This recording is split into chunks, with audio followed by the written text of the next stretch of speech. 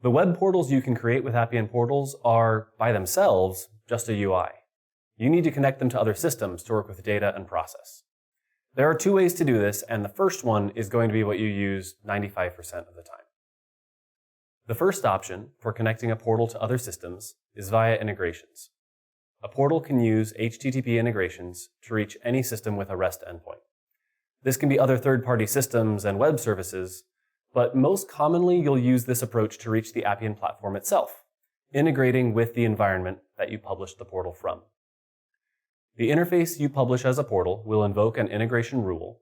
That rule will call a web API that's hosted on the main environment. Within that web API, you'll read data, write data, or start processes, and return any resulting information through the integration rule. Since an integration can be called on load or in any save, this technique can be used for all your data needs in a portal.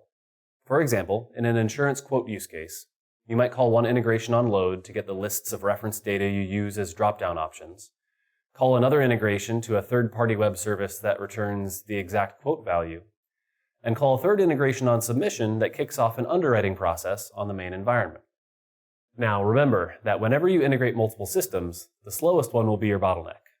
Connecting back to the main environment directly is straightforward, but it does mean that you'll want to make sure that the main platform has the hardware resources for the user load you expect, and not simply rely on the scaling of the portal UI.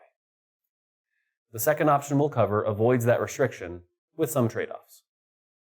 If it's really, really important that the user load from your portal not affect the platform in any way, or you need to plan for particularly high levels of user scale, say more than 100,000 users per day, then you can consider a direct database connection. You can set up a portal to directly connect to a database, such that calls to read and write go directly to that database and not through the main platform. Then the main platform can pick up new rows of data from that database on a scheduled basis to give you predictable throughput. This capability is in preview at the launch of Portals because it currently only supports connecting to databases with public IP addresses.